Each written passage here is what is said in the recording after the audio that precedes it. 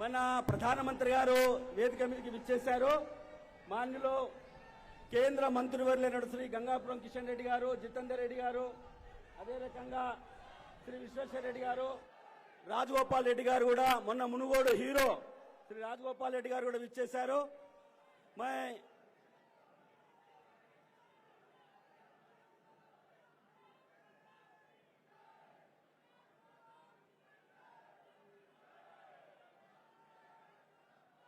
ఇప్పుడు శ్రీ లక్ష్మణ్ గారు ప్రధానమంత్రి గారికి పుస్తకంతో పాటు వారు శాల్వాతో వారిని సన్మానం చేస్తున్నారు. అదే రకంగా బూరి నర్సయ్య గౌడ్ గారు, డాక్టర్ బూరి నర్సయ్య గౌడ్ గారు కూడా వారిని సన్మానం చేస్తున్నారు. నేను మిత్రులు శ్రీ కిషన్ రెడ్డి గారిని, శ్రీ సుధాకర్ రెడ్డి గారు కూడా భారతీయ జనతా పార్టీ కండువాతో వారిని సన్మానం చేస్తున్నారు.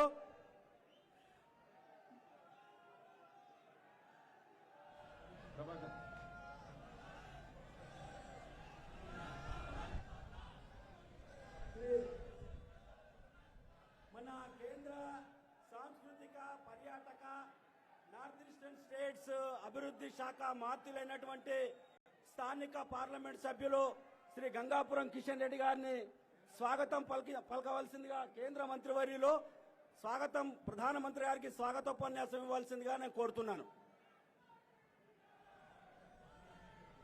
గౌరవనీయులు భారత ప్రధానమంత్రి నరేంద్ర మోడీ గారు భారత్ మాతాకి, అందరు చాలా గట్టిగా భారత్ మాతాకి, భారతీయ జనతా పార్టీ నరేంద్ర మోడీ గారి నాయకత్వం, నరేంద్ర మోడీ గారి నాయకత్వం, నరేంద్ర మోడీ గారి నాయకత్వం. మిత్రులారా, ఈరోజు తెలంగాణ రాష్ట్రంలో అనేక రకాల అభివృద్ధి కార్యక్రమాలు చేపట్టడం కోసం నరేంద్ర మోడీ గారు తెలంగాణ రాష్ట్ర పర్యటనకు రావడం జరిగింది. ముఖ్యంగా తెలంగాణ రైతులకు ఉపయోగపడేటువంటి యూరియా పరిశ్రమ ప్రారంభించడానికి మన ప్రియతమ ప్రధానమంత్రి గారు ఆ యొక్క యూరియా పరిశ్రమను తెలంగాణ రైతులకు అంకితం చేయడం కోసము నరేంద్ర మోడీ గారు ఈరోజు రావడం జరిగింది. అంతేకాదు, ఈ రాష్ట్రంలో నేషనల్ హైవేస్, జాతీయ రహదారుల అభివృద్ధి విషయంలో కూడా ఈరోజు అనేక రకాల కొత్త ప్రాజెక్టులకు శంకుస్థాపన చేయబోతా ఉన్నారు. అంతేకాకుండా ఈ రాష్ట్రంలో గత 8 సంవత్సరాలుగా జాతీయ రహదారులు తీసుకున్న లేక ఈ రాష్ట్రంలో మరి రైల్వే ప్రాజెక్టులు తీసుకున్న చాలా వేగవంతంగా ఈ యొక్క ప్రాజెక్టులు ప్రారంభమవుతున్నాయి. నేను ఒకటే మనవి చేస్తా ఉన్నాను, స్వాతంత్రం వచ్చినప్పటి నుంచి నరేంద్ర మోడీ గారు ప్రధానమంత్రి అయ్యేంత వరకు ఎన్ని జాతీయ రహదారులు 68 సంవత్సరాలుగా ఎన్ని జాతీయ రహదారులు ఉండేనో ఈ యొక్క 8 సంవత్సరాల్లో దానికి డబల్ చేయడం జరిగింది. ఇది నరేంద్ర మోడీ గారి ప్రభుత్వము తెలంగాణ ప్రజలకు ఇచ్చినటువంటి గొప్ప బహుమతి అని చేస్తున్నాం. అంతేకాదు, ఈరోజు రైల్వేలు కూడా అత్యంత వేగవంతంగా అభివృద్ధి జరుగుతూ ఉంది. ఈ యొక్క రైల్వేల విషయంలో కూడా అనేక రకాల కార్యక్రమాలు. సికింద్రాబాద్ రైల్వే స్టేషన్ సుమారు 650 కోట్లతో మన సికింద్రాబాద్ రైల్వే స్టేషన్ కూడా నరేంద్ర మోడీ గారు ఆధునీకరించబోతున్నారని సంతోషంగా ప్రకటిస్తా ఉన్నాను. అదేవిధంగా మన యొక్క హైదరాబాద్ నగరం నుంచి విజయవాడ వరకు వందే భారత ట్రైన్ కూడా ప్రారంభోత్సవం కాబోతుంది. కానీ దురదృష్టం ఏంటంటే కనీసమైనటువంటి మర్యాద లేనటువంటి రాష్ట్ర ప్రభుత్వము ఈరోజు ఏ రకంగా వేరుస్తారో తెలంగాణ సమాజం అంతా గ్రహిస్తా ఉన్నది. అభివృద్ధి కార్యక్రమాల కోసం భారత ప్రధానమంత్రి గారు మన తెలంగాణ రాష్ట్రానికి వస్తే సిద్ధాంతాలు పక్కన పెట్టి, రాజకీయ విభేదాలు పక్కన పెట్టి స్వాగతం పలకాల్సినటువంటి రాష్ట్ర ప్రభుత్వము ఏ రకంగా, ఈ రాష్ట్ర అధినేత ఏ రకంగా వ్యవహరిస్తున్నారో మనం చూస్తా ఉన్నాము. ఏ రాష్ట్రంలో కూడా ఈ రకమైనటువంటి పరిస్థితి లేదు. అది కమ్యూనిస్టు పార్టీ ముఖ్యమంత్రులైనా, అది డిఎంకే ముఖ్యమంత్రి అయినా, అది కాంగ్రెస్ ముఖ్యమంత్రి అయినా, ఏ రాష్ట్రంలో కూడా ఇంత దౌర్భాగ్యమైనటువంటి పరిస్థితి ఉండదు. అందుకే మనం చెప్తా ఉన్నాను, ఈ రాష్ట్రంలో ఈ యొక్క అధికారంలో ఉన్నటువంటి టీఆర్ఎస్ పార్టీ ఎన్ని రోజులైతే అధికారంలో ఉంటుందో అది తెలంగాణ రాష్ట్రానికి నష్టం కలుగుతుంది. కేసీఆర్ వైఖరి, ఈ ముఖ్యమంత్రి వైఖరి తెలంగాణ ప్రజలకు నష్టం జరుగుతూ ఉంది. అందుకే ఈరోజు నేను తెలంగాణ సమాజాన్ని కోరుతా ఉన్నాను, అభివృద్ధి కార్యక్రమాలు అడిగి చేయాలి. కానీ ముఖ్యమంత్రి గారు ఏ రకంగా ఈరోజు గవర్నర్ గారు వస్తే గవర్నర్ గారు పుట్టకాలు ఉండదు, ఒక మహిళని చూడకుండా గవర్నర్ గారు అవమానిస్తారు, రాజకీయ పార్టీలను అవమానిస్తారు, ప్రజా సంఘాలను అవమానిస్తారు, రైతు సంఘాలను అవమానిస్తారు, కార్మిక సంఘాలను అవమానిస్తారు, యువజన సంఘాలను అవమానిస్తారు, అదేవిధంగా విద్యార్థి సంఘాలను అవమానిస్తారు. పూర్తిగా ఈ రాష్ట్రంలో ఒక నియంత్రిత ప్రభుత్వం, తెలంగాణ ద్రోహం చేసేటువంటి ప్రభుత్వం ఉన్నది. అంతేకాకుండా ఈ రాష్ట్రంలో మనం చూస్తా ఉన్నాము, ఈ యొక్క ప్రభుత్వం ఈరోజు ఈ రాష్ట్రంలో పూర్తిగా ఒక కుటుంబానికి పరిమితమైంది. ఒక పరివార్ రాజ్, ఈరోజు ఒక కుటుంబ పాలన ఈ రాష్ట్రంలో కొనసాగుతుంది. ఫ్యామిలీలు, డిక్టేటర్షిప్, డైనాసిటీ ఈరోజు ఆలోచన చేస్తా ఉన్నారు. ఎంతసేపు మన ముఖ్యమంత్రి గారికి తెలంగాణ అభివృద్ధి పట్టదు, ప్రజాస్వామ్యం పట్టదు, డాక్టర్ బాబాసాహెబ్ అంబేద్కర్ రాజ్యాంగం పట్టదు. ఎంతసేపు నిజాం రాజ్యాంగం ఉండాలి, నా తర్వాత నా కుటుంబమే ఈ రాష్ట్రాన్ని ఏలాలి. ఏదైతే తెలంగాణ కోసం సకల జనుల సమ్మె చేసినటువంటి ఈ యొక్క తెలంగాణ ప్రజలు, తెలంగాణ కోసం ఆత్మ బలిదానం చేసుకున్నటువంటి 1200 మంది తెలంగాణ బిడ్డల ఆకాంక్షలకు విరుద్ధంగా ఈ రాష్ట్రంలో ఈ యొక్క తెలంగాణ ప్రభుత్వం పనిచేస్తూ ఉంది. అందుకే నేను తెలంగాణ సమాజాన్ని కోరుతా ఉన్నాను, ఈరోజు గౌరవ ప్రధానమంత్రి గారు తెలంగాణ డెవలప్మెంట్ విషయంలో, తెలంగాణ రైల్వే ప్రాజెక్టుల విషయంలో, తెలంగాణ రైతులకు యూరియా ఇచ్చే విషయంలో, తెలంగాణలో ఈ యొక్క జాతీయ రహదారుల విషయంలో వారు హైదరాబాద్కు వస్తే కనీస మర్యాద ఉండదు. ఫ్లెక్సీలు పెడతారు, రోడ్ల మీద ఫ్లెక్సీలు పెడతారు. ఏం సాధించాలనుకుంటున్నారు? మీకు మీ పదవి తప్ప, మీ కుటుంబ రాజకీయాలు తప్ప తెలంగాణ అభివృద్ధి అవసరం లేదా? నేను అడుగుతా ఉన్నాను. ఇప్పుడే కాదు, మళ్ళీ మళ్ళీ వస్తారు ప్రధానమంత్రి గారు తెలంగాణ రాష్ట్రానికి, మళ్ళీ మళ్ళీ వస్తాము. కేసీఆర్ గారు, మీరు ఒక్క కేసీఆర్ కాదు, 1000 మంది కేసీఆర్లు వచ్చినా మా యొక్క నరేంద్ర మోడీ గారు రాకను అడ్డుకోలేరని మనం చేస్తా ఉన్నాను. ఈరోజు అనేక రకాలుగా అభివృద్ధి కార్యక్రమాలు చేయాల్సింది, ఈ రాష్ట్రంలో అనేక రకాల అభివృద్ధి కార్యక్రమాలు చేయాల్సి ఉంది. తప్పకుండా ప్రతిసారి ఈ తెలంగాణ ప్రజలకు ఉపయోగపడేటువంటి అభివృద్ధి కార్యక్రమాలు చేపడతాము.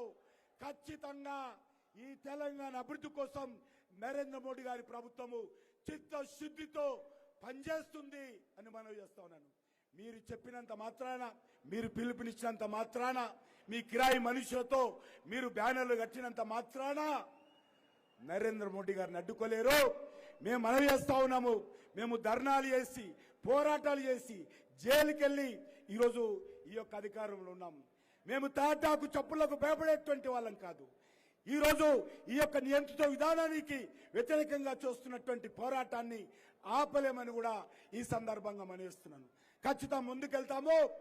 ఈ హైదరాబాద్ నగరంలో కూడా నేను మనవి చేస్తా ఉన్నాను, ట్రైబల్ మ్యూజియం నరేంద్ర మోడీ గారు ఇచ్చారు, 2018లో ఇచ్చారు. కొమరం భీం రామ్జీ గోండ్ మ్యూజియం ఇస్తే ఇంతవరకు భూమి ఇవ్వలేదు కేసీఆర్ గారు. మీరు నరేంద్ర మోడీ గారిని ప్రధానమంత్రిని విమర్శిస్తారా? ఇక్కడ సైన్స్ సిటీ ఏర్పాటు చేస్తాము, భూమి మహాప్రభు అంటే భూమి ఇవ్వకుండా గత 2 సంవత్సరాలుగా ఆలస్యం చేస్తూ మీరు నరేంద్ర మోడీ గారిని విమర్శిస్తారా? ఇక్కడ MMTS second phase Narendra Modi గారు 800 కోట్లతో హైదరాబాద్ ప్రజల కోసము, హైదరాబాద్ లో ఉన్నటువంటి ఉద్యోగస్తుల కోసం, పేద ప్రజల కోసం, పేద ప్రజల ట్రైన్ అయినటువంటి ఎంఎంటీఎస్ ఇస్తే సహకరించకుండా అడ్డుకుంటున్నటువంటి మీరు నరేంద్ర మోడీ గారు విమర్శిస్తారా? ఈరోజు నేను మనవి చేస్తా ఉన్నాను, ఈ యొక్క హైదరాబాద్ నగరం కానీ, తెలంగాణ రాష్ట్రం కానీ ఖచ్చితంగా అనేక రకాల అభివృద్ధి కార్యక్రమాలు చేపడతాము. ఎవరికి భయపడము.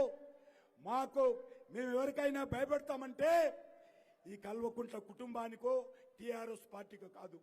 మేము తెలంగాణ ప్రజలకు, తెలంగాణ ప్రజల ఆకాంక్షల కోసం పనిచేస్తామని చెప్పి కోరుతూ నేను మరొకసారి తెలంగాణ ప్రజల తరఫున, తెలంగాణ యొక్క సమాజం తరఫున, నేను తెలంగాణ రైతుల తరఫున నరేంద్ర మోడీ గారికి మనస్ఫూర్తిగా స్వాగతం పలుకుతా ఉన్నాను. మీరు మళ్ళీ మళ్ళీ రండి. ఈ రాష్ట్రంలో ఈ యొక్క కుటుంబ ప్రభుత్వాన్ని, ఈ నియంత్రిత ప్రభుత్వాన్ని, ఈ అవినీతి ప్రభుత్వాన్ని కూకట్టి వేళ్లతో పెకిలించే వరకు భారతీయ జనతా పార్టీ కార్యకర్త ఖచ్చితంగా పోరాటం కొనసాగిస్తామని ఈ సందర్భంగా మనవేస్తూ సెలవు తీసుకుంటున్నాను. నరేంద్ర మోడీ గారి నాయకత్వం, భారత్ మాతాకి.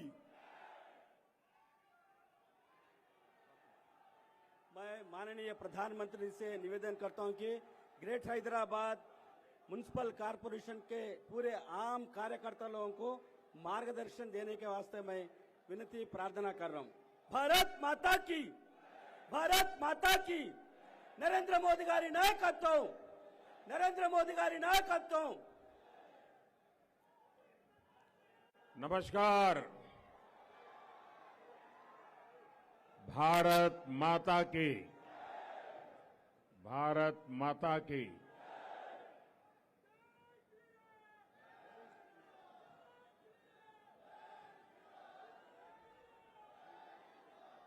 ये मेरा सौभाग्य है कि आज मुझे तेलंगाना में विकास को नई गति देने के लिए महत्वपूर्ण कार्यक्रमों में हिस्सा लेने के लिए आपके बीच आने का अवसर मिला है। आज रामागुंडम में फर्टिलाइजर प्लांट के साथ साथ रेल और रोड से जुड़े बड़े प्रोजेक्ट का लोकार्पण और शिलान्यास का कार्यक्रम है। लेकिन इसके साथ ही मैं भी आपकी तरह भाजपा का एक छोटा कार्यकर्ता हूं और जब कार्यकर्ता के नाते हमारे संजय जी ने हुक्म कर दिया कि आप हैदराबाद में कार्यकर्ताओं को मिलकर के जाइए, तो मैं इसे अपना सौभाग्य मानता हूं कि एक कार्यकर्ता के रूप में आप सब कार्यकर्ताओं के बीच में आने का मुझे अवसर मिला। साथियों, मैं तेलंगाना बीजेपी के कार्यकर्ता इस कार्यक्रम में मैं आपको बधाई देने के लिए आया। मैं वाकई बताता हूं कि मैं तेलंगाना के कार्यकर्ताओं से बहुत प्रभावित हूं। कदम कदम पर आप लोग मां भारती के लिए समर्पण भाव से, निष्ठा भाव से जिस प्रकार से डटे हो, हर जुल्म के खिलाफ सर ऊंचा कर करके जंग लड़ रहे हो, निराशा की गर्त में डूबी हुई यहां की सरकार जिस प्रकार आप पर जुल्म ढो रही है, अत्याचार कर रही है, लेकिन आप बिना थके, बिना डरे, बिना झुके भारती की सेवा में लगे हैं। आपको बहुत बहुत बधाई है।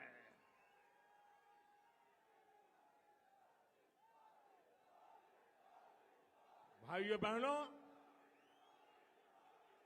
मुझे अफसोस है कि तेलंगाना के नाम पर जो लोग फले फूले आगे बढ़े, सत्ता पाई, वो खुद तो आगे बढ़ गए, लेकिन तेलंगाना को पीछे धकेल दिया। तेलंगाना का जो सामर्थ्य है, तेलंगाना के लोगों का जो टैलेंट है, उसके साथ यहां की सरकार, यहां के नेता लगातार नाइंसाफी करते रहते हैं। जिस दल पर तेलंगाना के लोगों ने सबसे ज्यादा भरोसा किया, उसी दल ने तेलंगाना के साथ सबसे बड़ा विश्वासघात किया है। लेकिन साथियों, जब अंधेरा बहुत बढ़ जाता है, चारों तरफ घना अंधकारा हो जाता है, उसी परिस्थिति में कमल का खिलना शुरू हो जाता है। और भोर से ठीक पहले, उजियारे से पहले आज तेलंगाना में भी ऐसे ही कमल खिलता नजर आ रहा है। बीजेपी के परिश्रमी, मेहनती कार्यकर्ताओं की वजह से अब तेलंगाना में अंधेरा छटने की शुरुआत हो गई है। अभी मुनुगुड़े की जनता ने जिस प्रकार भाजपा पर भरोसा जताया है, वो अभूतपूर्व है। और मैंने देखा कि कैसे बीजेपी के कार्यकर्ताओं ने पूरी की पूरी तेलंगाना राज्य सरकार को एक विधानसभा सीट पर लाकर खड़ा कर दिया। बड़े आकाओं को घुटने टेकने के लिए मजबूर कर दिया। ये दिखाता है कि जनता के आप पर आशीर्वाद है और आपकी मेहनत कैसे रंग ला रही है। आपने हर बूथ पर कितनी ईमानदारी और लगन से काम किया है, इसका ये सबूत है भाइयों। बीते कुछ समय से जो भी उपचुनाव हुए हैं, सभी उपचुनावों का एक ही संदेश है। तेलंगाना में सूर्योदय दूर नहीं है। तेलंगाना का अंधेरा दूर होगा। तेलंगाना में हर तरफ कमल खिलेगा। साथियों, बीजेपी का तेलंगाना के साथ बहुत पुराना और गहरा नाता रहा है। 1984 में, 1984 में जब हमारी पार्टी को लोकसभा में सिर्फ 2 सीटों पर जीत मिली थी, उनमें से एक इसी राज्य की हनमकोंडा सीट थी। हमारे जंगा रेड्डी जी जीत करके आए थे।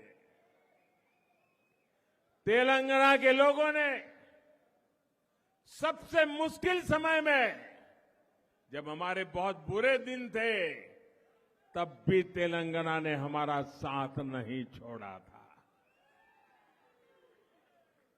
तब तेलंगाना के कार्यकर्ताओं ने जो तब किया, उसी के कारण आज बीजेपी लोकसभा में 300 से अधिक सीटों की पार्टी है।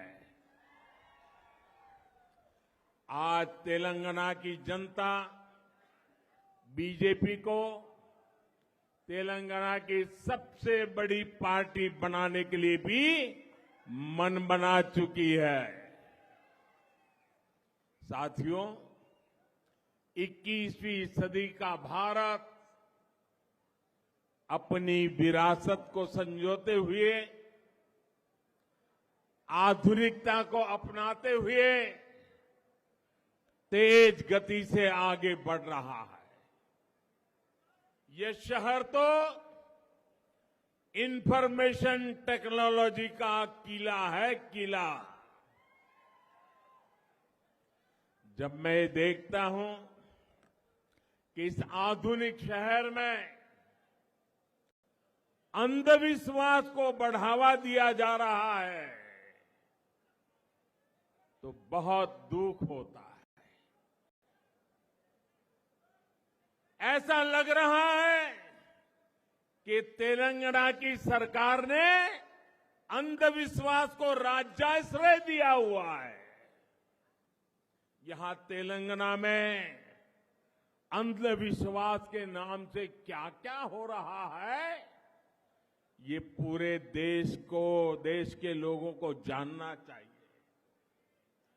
कहां रहना है, किस दफ्तर में जाना है, किसे मंत्रिमंडल में रखना है, मंत्रिमंडल कब बनाना है, मंत्री में से किसको निकालना है, ये सारा अंधविश्वास तय करता है। तेलंगाना का विकास करना है, उसे पिछड़ेपन से निकालना है, तो हमें सबसे पहले यहां से हर तरह के अंधविश्वास को दूर करना होगा भाइयों। आज मैं देख रहा हूं तेलंगाना में सुशासन और तेज विकास की आकांक्षा कितनी प्रबल है। अब तेलंगाना के लोग एक परिवार के बजाय तेलंगाना के हर परिवार के लिए काम करने वाली सरकार चाहते हैं, भाजपा की सरकार चाहते हैं। तेलंगाना की जनता फैमिली फर्स्ट के बजाय पीपल फर्स्ट की राजनीति चाहती है। साथियों, इस बार लाल किले से मैंने आह्वान किया है कि भ्रष्टाचार और परिवारवाद, ये विकास के, लोकतंत्र के, सामाजिक न्याय के सबसे बड़े दुश्मन है। आज मैं तेलंगाना में भ्रष्टाचार और परिवाद के विरुद्ध जो जनाक्रोश है, जनता जनार्दन में जो गुस्सा है, नौजवानों में जो गुस्सा है, वो आज हिंदुस्तान देख रहा है। और मैं आज तेलंगाना की जनता को आश्वस्त करता हूं, मैं आज तेलंगाना की जनता को आश्वस्त करता हूं, गरीब के लूटने वालों को, गरीब को लूटने वालों को छोड़ा नहीं जाएगा।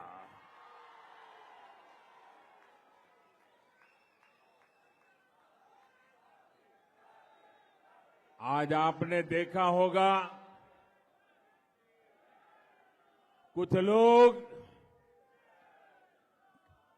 कार्रवाई से बचने के लिए एकजुट होने का प्रयास कर रहे हैं। भ्रष्टाचारियों का गठजोड़ बनाने का प्रयास कर रहे हैं।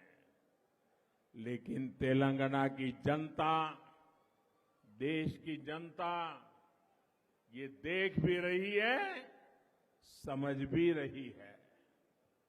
साथियों, भ्रष्टाचार और परिवारवाद गरीब का सबसे बड़ा दुश्मन होता है।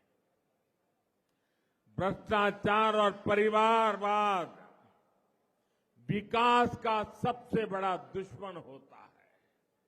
इसलिए भाजपा भ्रष्टाचार और परिवारवाद दोनों से लगातार मोर्चा ले रहा है। भाजपा सरकार भ्रष्टाचार को जड़ से खत्म करने के लिए प्रतिबद्ध है। आप याद करिए, पहले राशन की दुकानों में कैसे गरीबों का राशन लूटा जाता था। हमने जनधन, आधार और मोबाइल की त्रिशक्ति का उपयोग करके करोड़ों फर्जी लाभार्थियों को हटा दिया। अब सरकार का बेनिफिट सीधे गरीब के बैंक खाते में पहुंचता है। अब केंद्र सरकार की अधिकतर सुविधाएं ऑनलाइन है। इससे घुसखोरी की आशंका कम हुई है। आज भीम यूपीआई के कारण देश में कैश लेन देन की मजबूरी कम हुई है। जब पेमेंट भी ऑनलाइन होती है तो भ्रष्टाचार की गुंजाइश भी कम हो जाती है। आखिर सरकार और जनता के बीच बिचौलियों की क्या जरूरत है भाई? सरकार सीधे जनता तक पहुंचे और जनता सीधे सरकार तक। इसलिए हमने टेक्नोलॉजी का ब्रिज बनाया है। तेलंगाना में भी भाजपा ऐसा ही भ्रष्टाचार मुक्त सुशासन देने के लिए तैयार है। मैं बीजेपी के सभी कार्यकर्ताओं से कहूंगा कि आप तेलंगाना के बूथ बूथ में जाएं, केंद्र सरकार की कल्याणकारी योजनाओं का लाभ जिनको अभी तक नहीं मिल पाया है उनकी मदद करें। और एक बात, जरा मेरे तेलंगाना के कार्यकर्ताओं को मेरी व्यक्तिगत प्रार्थना है और मैं विश्वास करता हूं कि आप मेरी बात मानोगे। बताऊं? देखिए, कुछ लोग निराशा के कारण, हताशा के कारण, भय के कारण, अंधविश्वास के कारण सुबह शाम मोदी को गालियां देते रहते हैं। भांति भांति की गालियां देते हैं। सारी डिक्शनरी मोदी को गालियां देने के लिए उन्होंने खपा दी है। मेरी आपसे प्रार्थना है, ऐसी बातों से आप परेशान मत होना। उनके पास गालियों के सिवा देने के लिए बचा क्या है भाई? आप बिल्कुल परेशान मत हो जाइए। और मैं तो पिछले 20-22 साल से बड़ी वैरायटी की गालियां खा चुका हूं। मेहरबानी करके इससे जरा भी परेशान मत होइए। शाम को उन गालियों को, उस पर बड़ी हंसी मजाक कीजिए, बढ़िया चाय पीजिए और दूसरे दिन सुबह कमल खिलने वाला है। इस खुशी में आगे बढ़िए।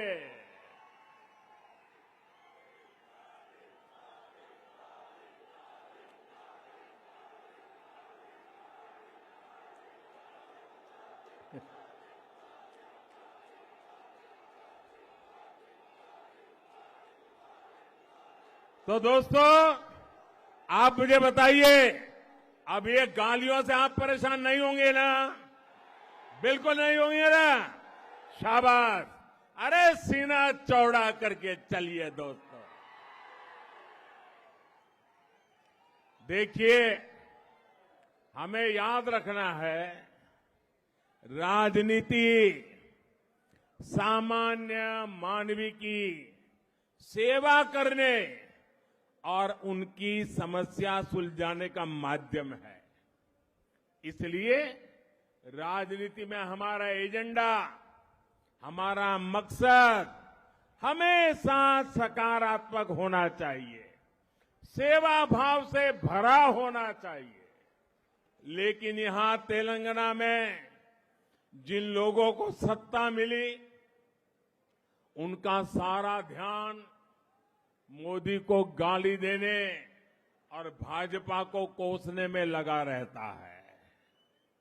मुझे कभी कभी लोग पूछते हैं कि मोदी जी आप थकते नहीं हो? अब कल मैं दिल्ली में था सुबह, फिर कर्नाटका में, फिर तमिलनाडु में, फिर रात को आंध्र में और अभी तेलंगाना में। तो लोग मुझे पूछते हैं थकते नहीं हो? तो मैंने उनको समझाया, देखो भाई, मैं डेली 2 किलो, 2.5 किलो, 3 किलो गाली खाता हूं।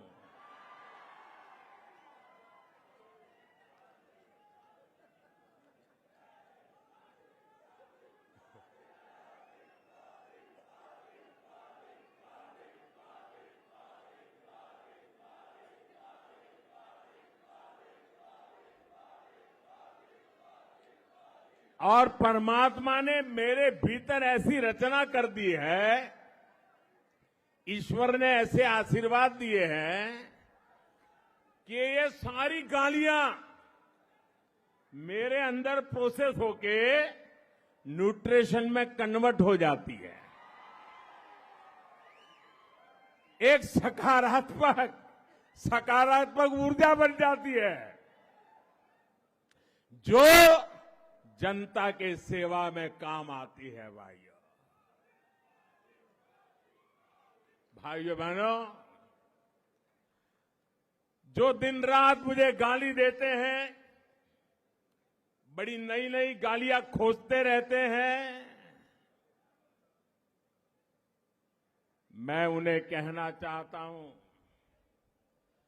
अगर आप मोदी को कितनी ही गालियां दीजिए, हम हजम कर जाएंगे। भाजपा को गाली दीजिए, हमें कोई समस्या नहीं है, हम तो ऐसे ही बड़े हुए हैं। लेकिन अगर तेलंगाना के लोगों को गाली दी, तो लेने के देने पड़ जाएंगे।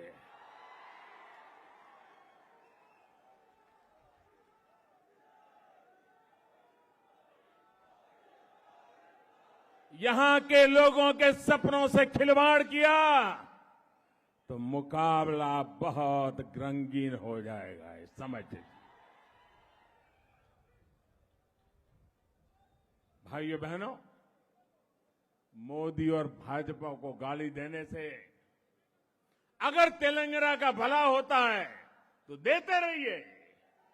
अगर यहां के लोगों की सुख सुविधा बढ़ती है, देते रहिए। ईज ऑफ लिविंग होता है, देते रहिए।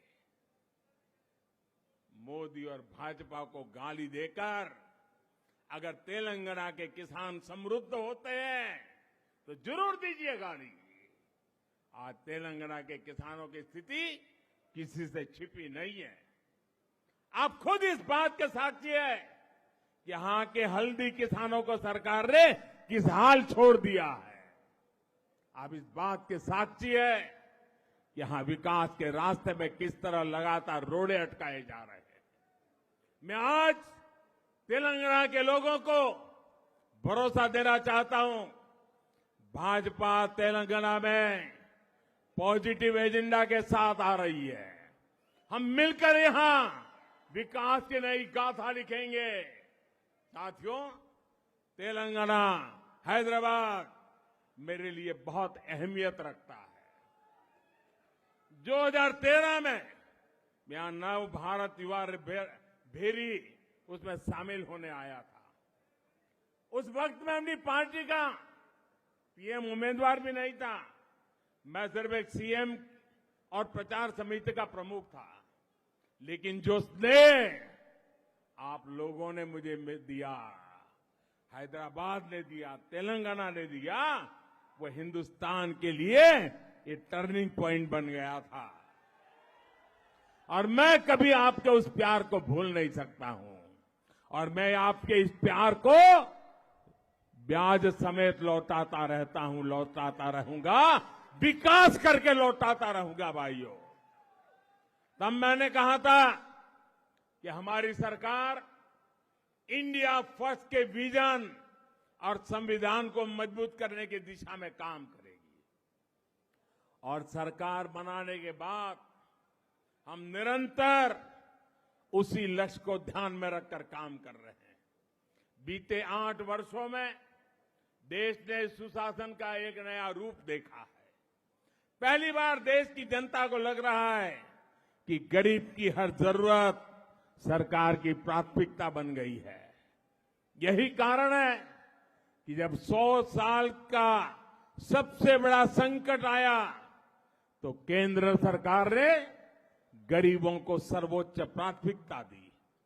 पूरे देश में गरीब भूखा ना सोए, इसलिए अभी तक केंद्र सरकार 3 लाख करोड़ रुपए से अधिक खर्च कर चुकी है। इससे तेलंगाना के भी लगभग 2 करोड़ साथियों को मुफ्त राशन मिल रहा है। गरीब के जीवन की सुरक्षा हो, इसलिए हजारों करोड़ रुपए खर्च करके हमने मुफ्त वैक्सीन उपलब्ध कराई। केंद्र सरकार हर लाभार्थी तक पहुंचने की अप्रोच के साथ काम कर रही है, सैचुरेशन के लिए प्रतिबद्ध है। लेकिन आप ये भी जानते हैं कि तेलंगाना में यहां की सरकार को गरीब के लिए होने वाले विकास कार्यों में परेशानी है। केंद्र सरकार की सारी कोशिशों के बावजूद यहां की सरकार ने पीएम आवास योजना के घर बनाने में रोड़े अटका दिए। देश भर में पीएम आवास योजना के 3 करोड़ घर गरीबों को बनाकर हम दे चुके हैं। उनके सिर पर पक्की छत हो गई है। लेकिन तेलंगाना के गरीबों से ये सुख भी यहां की सरकार ने छीन लिया। कहां ये लोग 2 BHK फ्लैट देने वाले थे, कहां पीएम आवास के घर भी नहीं बनने दिए। मैं जानता हूं तेलंगाना के लोग इस अपराध को कभी माफ नहीं करेंगे। साथियों, आज तेलंगाना पॉजिटिविटी चाहता है, प्रोग्रेस चाहता है। वो सिर्फ और सिर्फ भाजपा दे सकती है। तेलंगाना के लोग ये समझ रहे हैं, इसलिए यहां बीजेपी का जनाधार लगातार बढ़ रहा है। और आज जो तेलंगाना में सबको दिख रहा है, ये बीते 8 वर्षों में पूरे देश का ट्रेंड है। त्रिपुरा में बीजेपी की गिनती नहीं होती थी। हमारे कार्यकर्ताओं ने संघर्ष किया, जनता के मुद्दों को उठाया। आज वहां बीजेपी की मजबूत सरकार है। इसी तरह असम, अरुणाचल प्रदेश, हरियाणा, इन सभी राज्यों में हम लोगों की सेवा में लगे रहे और जनता जनार्दन ने हमें भरपूर आशीर्वाद दिया। अब तो बीजेपी की सरकारें जहां एक बार बन जाती है, वहां बार बार बीजेपी सरकार बन रही है। भाइयों बहनों, बीजेपी के प्रति ये विश्वास सुशासन के कारण है। वो सुशासन जिसके मूल में सबका साथ, सबका विकास, सबका विश्वास और सबका प्रयास का प्रण है। बीजेपी वो पार्टी है जो युवाओं की पार्टी है, गरीब के हित में सरकार चलाती है। अब तेलंगाना में भी हमें भाजपा को निरंतर मजबूत करना है। तेलंगाना को भ्रष्टाचार और परिवार के शिकंजे से मुक्त करना हमारा कर्तव्य है। मुझे भाजपा के लाखों कार्यकर्ताओं पर भरोसा है और आपका ये जो जोम जुस्सा मैं देख रहा हूं, मुझे भी नई ऊर्जा मिलती है।